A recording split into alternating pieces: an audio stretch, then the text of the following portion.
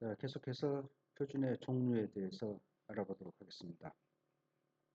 우리는 앞에서 표준의 종류는 다양한 관점에 따라서 분류할 수 있었음을 확인할 수 있었습니다. 표준을 분류하는 데는 표준이 없다고까지 말하고 있습니다. 이것은 표준이 그만큼 다양한 관점에서 분류할 수 있고 또 그만큼 여러 종류의 표준으로 나눠볼 수도 있다라는 의미를 내포하는 것이라고 생각할 수가 있겠습니다. 우리는 이제 앞에서 이제 표준을 분류하는 가장 포괄적인 분류 체계에는 인문사회적 표준과 과학기술계 표준으로 이렇게 분류할 수 있다라고 봤고, 또 사실상의 표준과 공적 표준이 또 있다 이렇게 알 수 있었습니다. 사실상의 표준은 그 표준 결정자가 시장에 의해서 결정된 데 비해서 공적 표준은 표준화된 기관이 결정을 하고 있고, 또 이 사실상의 표준은 대체로 이제 사용자가 결정하는 데 비해서 공적 표준은 표준화 기관의 권위에 의해서 이제 결정된다라고 말씀을 드렸습니다. 또 기술 명세, 또 기술 규정 이런 것들이 있다라고 말씀드렸습니다. 그 다음으로는 이제 우리가 분류할 수 있는 영역은 표준의 영역에 따른 분류. 이것은 이제 이 표준의 영역에 따른 그 분류는 역사도 굉장히 이제 오래됐고, 또 우리가 가장 익히 알고 있는 표준이다라고 할 수가 있겠습니다. 표준의 영역에 따라서 이제 사내 표준이나 단체 표준, 국가 표준, 지역 표준, 국제 표준 등으로 이렇게 나눌 수가 있습니다. 사내 표준이라는 것은 우리가 잘 알고 있는 바와 같이 회사 내에서 사용되는 표준을 말합니다. 즉, 한 회사의 규격이나 규칙 등 이런 것이 이제 사내 표준에 해당된다고 할 수가 있겠습니다. 사내 표준은 이제 기업 규모에 따라서 전사 표준, 사업 표준, 공장 표준 과 같이 적용 수준에 따라서도 이제 구분하게 됩니다. 단체 표준은 이제 업계나 단체, 학회 등이 제정을 해서 이제 사용하는 표준이라고 할 수가 있겠습니다. 미국의 ASTM이나 ASME, IEEE 이런 것들이 단체 표준이라고 할 수가 있을 것입니다. 국가 표준이라는 것은 이제 국가 규격기관이 채택한 규격을 이제 말한다고 할 수가 있겠습니다. 세계 최초로 이제 국가에서 제정한 국가 규격은 영국에서 제정했다고 합니다. 이러한 국가 표준은 우리나라에서는 우리가 잘 알고 있는 KS, 일본의 JIS, 영국의 BS, 미국의 ANSI, 독일의 DAN 등이 대표적인 사례라고 할 수가 있겠습니다. 지역 표준은 이제 특정 국가의 관련 단체로서 회원 자격을 제한한 표준화 단체, 즉 지역 표준화 단체가 채택한 규격을 지역 표준이다 이렇게 할 수가 있습니다. 국제 표준은 이제 세계 각국의 관련 단체가 회원이 될 수 있는 표준화 단체, 즉 ISO나 IC 같은 국제 표준화 기관을 제정하여 국제적으로 적용되는 규격을 말합니다. 이러한 표준의 분류를 우리가 정리를 했고, 대체로 이제 선진국 같은 경우에는 하급 표준, 즉 사내 표준이나 이제 단체 표준의 모델에 서 상위 표준인 이제 국가 표준, 지역 표준이 적용되는 것이 일반적이라고 합니다.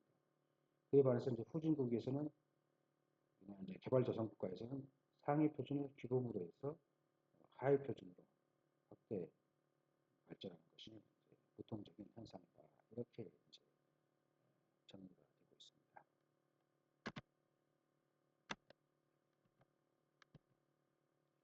다음에 이제 표준 관련 이제 법령 현황에 대해서 보도록 하겠습니다. 제가 늘 강조하는 것이 관련 법령을 근거가 우리는 어디에 있는지 그것을 헌법을 토대로 살펴봐야 한다라고 말씀을 드렸습니다. 우리나라 국가는 헌법 국가이고 법치 국가라고 말씀을 드렸습니다. 법치국가에 있어서는 국민의 근본 결단인 헌법을 기본으로 해서 모든 법령이 제정되고 규정되고 또 그 헌법을 구체화하는 것도 각종 법률의 재개정뿐만이 아니라 각종 제도의 형성들도 헌법적 근거를 갖출 것이 요구되고 있습니다. 그것은 곧 우리나라는 헌법의 생활화까지 발전 확대되고 있는 추세였습니다. 헌법을 생활화하는 이런 국민, 이런 국가 체제로 가는 것이 공동체에 있어서의 질서 유지뿐만 아니라 안정된 삶을 영위할 수 있고 또 국가의 미래의 방향을 헌법 속에 담아내고 있기 때문에 그 헌법이 어떻게 규정되어 있느냐에 따라서 그 나라의 그 현재의 상태, 국민의 삶, 미래의 그 나라의 발전 방향을 확인할 수가 있습니다.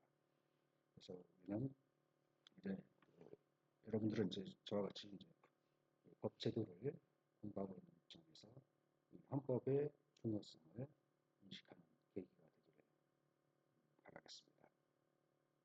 표준과 관련해서도 역시 우리 헌법은 명문의 규정을 두고 있습니다. 우리 헌법 제127조 제2항에서는 국가는 국가표준제도를 확립한다라고 규정해서 국가표준제도의 수립에 관한 명문 규정을 두고 있습니다.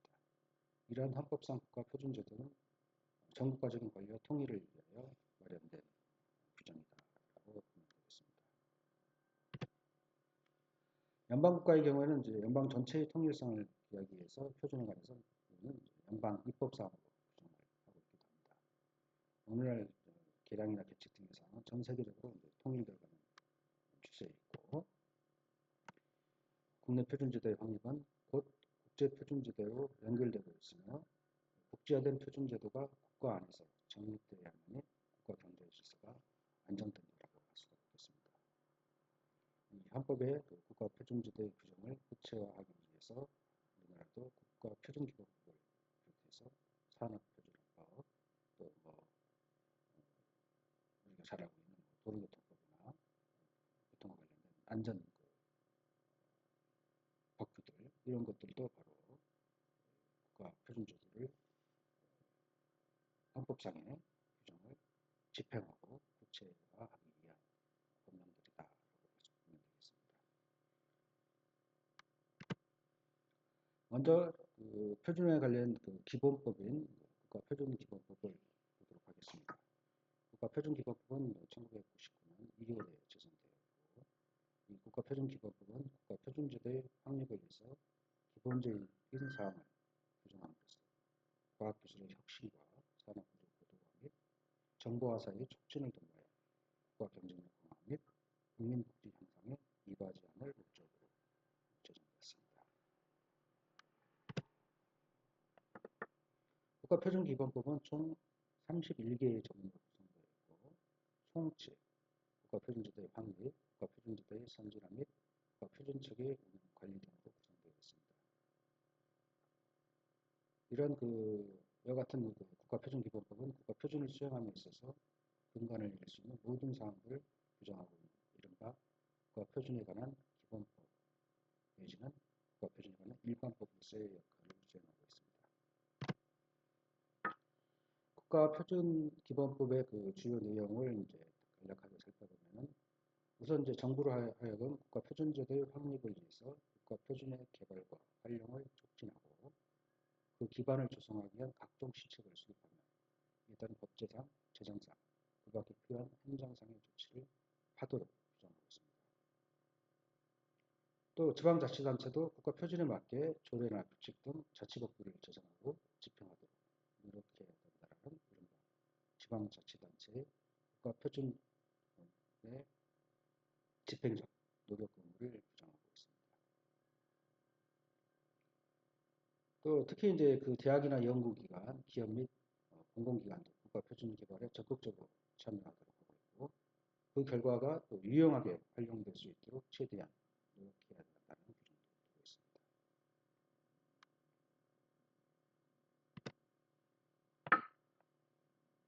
국가표준계획 및 국가표준 관련 부처 간의 효율적인 업무 조정에 관한 준비사항을 심의하기 위하여 산업통상자원부장관으로 국가표준 심의에도 두고 있습니다.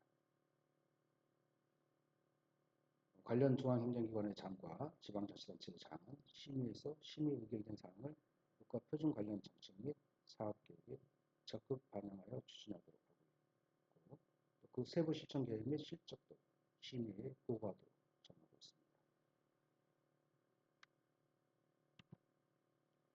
정부는 국가표준제도의 확립 등을 위하여 국가표준기본계획을 5년 단위로 수립하도록 정하고 있습니다.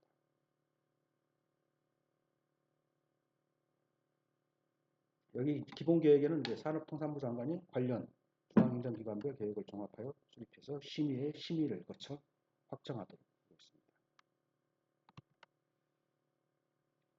정부는 상문표준 및 기술규정 등이 국제표준과 조화를 이루도록 노력해야 될 의무도 규정을 하고 있고, 정부가 이 국가표준을 제정할 때는 국제표준이 있는 경우에는 가급적 이를 반영하도록 하고 있고, 국제표준을 반영하지 않고 우리에게 중대한 영향을 미칠 수 있는 기술규정이나 적합성 평가를 도입할 경우 이를 세계무역기구 즉 WTO에 통보하도록 규정하고 있습니다.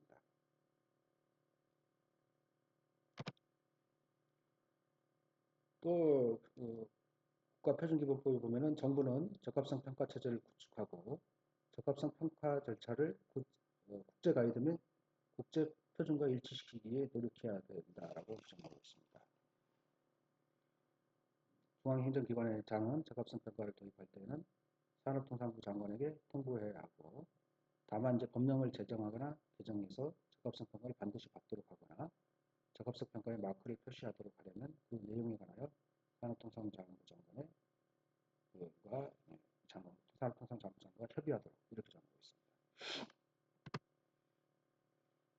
산업표준화법은 적정하고 합리적인 산업표준을 제정, 보급하고 품질 경영을 지원하여 광공업품 및 산업활동 관련 서비스의 품질, 생산효율, 생산기술을 향상시키고 거래를 단순화, 공정화하며 소비를 합리화함으로써 산업 경쟁력을 향상시키고 국가 경제를 발전시키는 것을 목적으로 제정되어 있습니다. 잠시만요. 제가 물 좀 마시고요. 감기 기운이, 목감기 기운이 있어가지고 지금.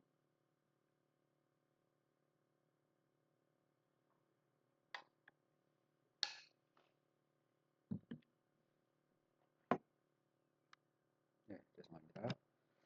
자, 이 산업표준화법에서 보면은 산업표준의 개념 정리를 하고 있습니다. 산업표준이라는 것은 산업표준화를 위한 기준을 말한다라고 하고, 이 산업표준화란 구축물과 그 밖의 공작물의 설계, 시공 방법 또는 안전 조건 등의 사항을 통일하고 단순화하는 것을 말한다라고 개념 정리하고 있습니다.